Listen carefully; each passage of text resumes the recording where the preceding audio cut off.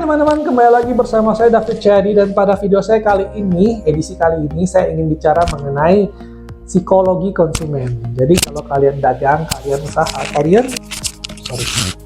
usaha atau kalian gimana, kalian harus juga mengerti psikologi tempat kalian dagang itu gimana.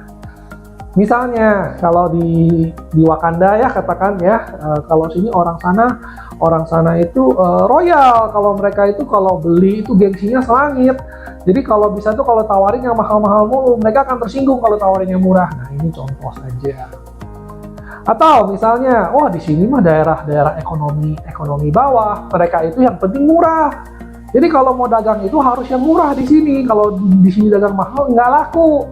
Oke, itu namanya demografi. Stereotype, iya jelas stereotype. Memang tidak adil. Namanya orang itu nggak boleh misalnya, oh si orang-orang daerah ini mah begini, itu sebenarnya nggak boleh. Tapi namanya kita dagang, itu akan tercermin dalam keseharian kita. Kalau kita dagang di daerah begini, ya memang begitu gitu. Kita dagang di daerah paling gampang aja ya, kalau kita dagang di lapak, tentu pasti kita nggak bisa banding sama di mall, ya kan? Di mall itu tentu saja apa sih, yang beli juga ekonominya sudah berbeda, target marketnya berbeda. Ini saya kasih contoh biar ekstrim aja ya, jadi supaya kalian ada gambaran. Nah, jadi kalian tuh harus mengerti gitu, jangan sampai misalnya kamu dagang di ITC yang memang pengunjungnya ibu-ibu yang belinya grosiran, kamu jual steak di sana, yang satu steak wagyu. Ini saya kasih contoh sedikit ekstrim memang ya. Jadi biar jelas aja. Jangan kamu buka jual steak yang mahal-mahal, satunya 300.000, ya nggak akan laku. Sorry itu saya nggak akan laku ya nggak.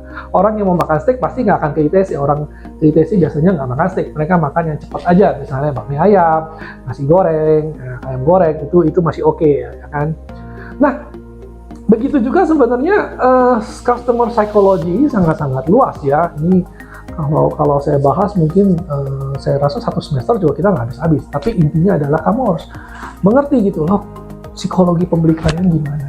Ada orang yang kalau diskon itu nggak bisa nolak. Begitu ada, oh ini barang lagi diskon, mereka nggak butuh juga mereka beli gitu. Kalau saya kalau ngeliat baju yang lagi diskon, kalau saya lihat, wah ini bagus, ini value-nya bagus, saya belum butuh pun saya beli. Kenapa? Takut nanti pas namanya baju kan pasti ada tear and wear ya, pasti suatu saat nanti akan butuh juga. Jadi mumpung harganya bagus saya beli dulu. Itu kalau psikologi saya ya kan.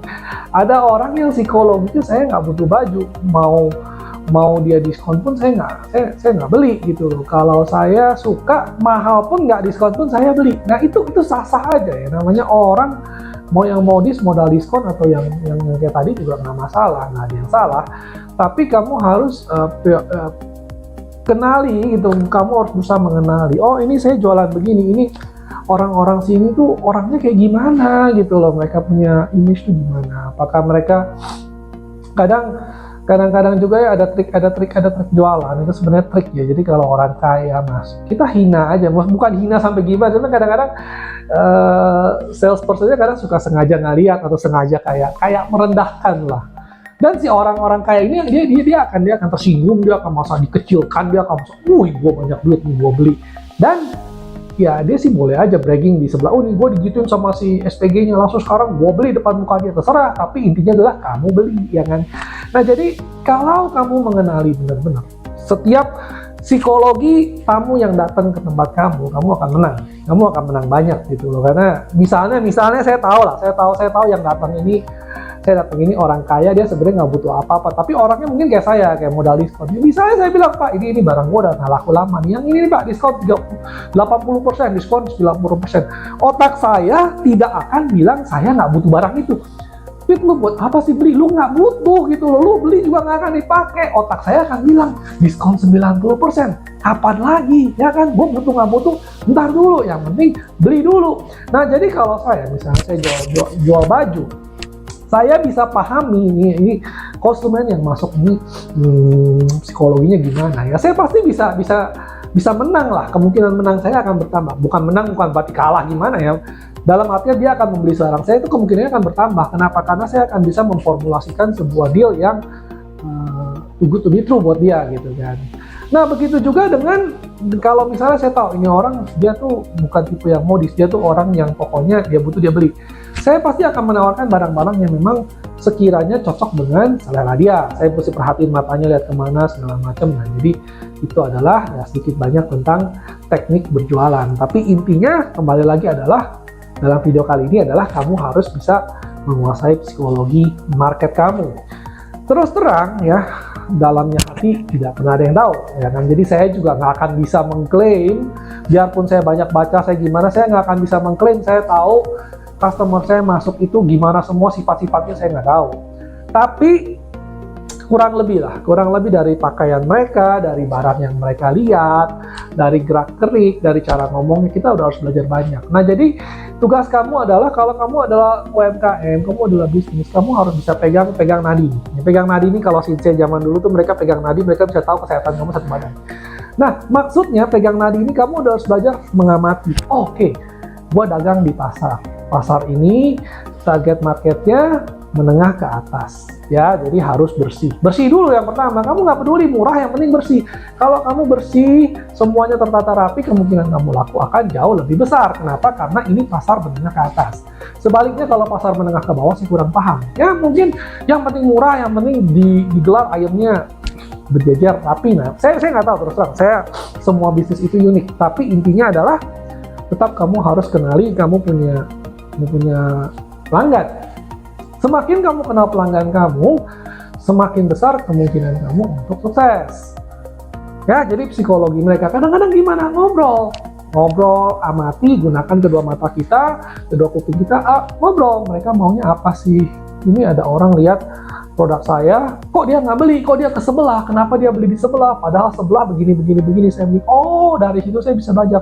Oh, ternyata yang dia cari ini. Oke, terus kalau misalnya dia langganan sebelah gimana? Ya udahlah, setiap orang ada rezekinya. Tapi intinya adalah kita bisa menilai. Oke, nah ada juga orang yang senang banget ngoceh, senang banget ngobrol. Siapapun yang tahan dengerin dia ngoceh, dia akan beli di mana. Nah, jadi jangan ketawa ya, banyak yang kayak gini ya.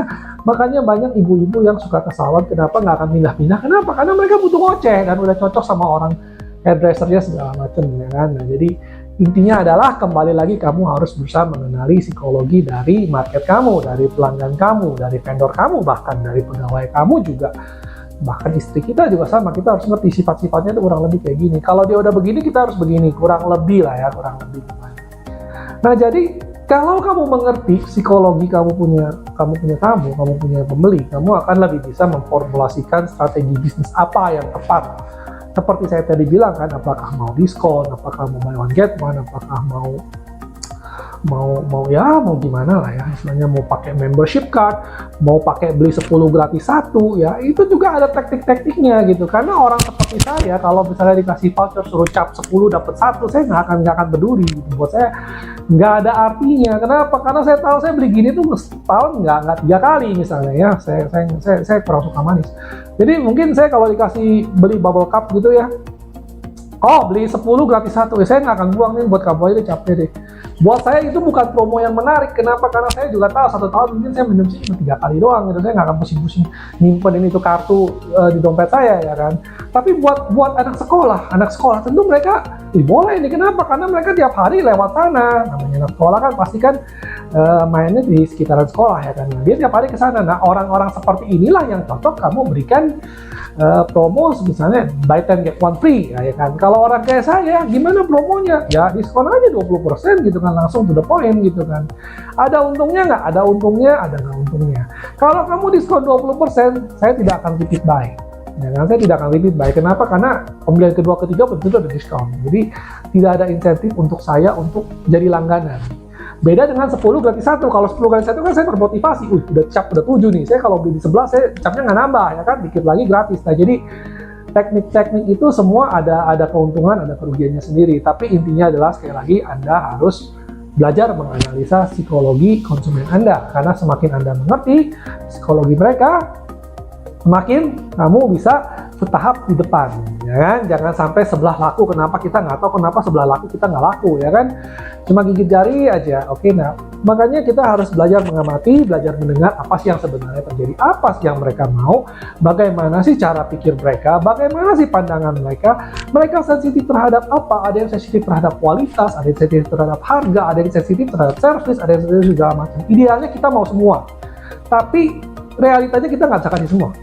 Barang bagus nggak mungkin murah, barang murah susah bagus, barang murah dan bagus nggak mungkin cepat. Ya segala macam itu udah ada segitiga aja ya, saya pernah bikin videonya. Tapi kurang lebih begitulah. Oke, nah terima kasih telah menonton. Kalau Anda suka tolong di like and subscribe. Masih banyak lagi video-video saya yang lain yang seperti ini juga. Oke, terima kasih.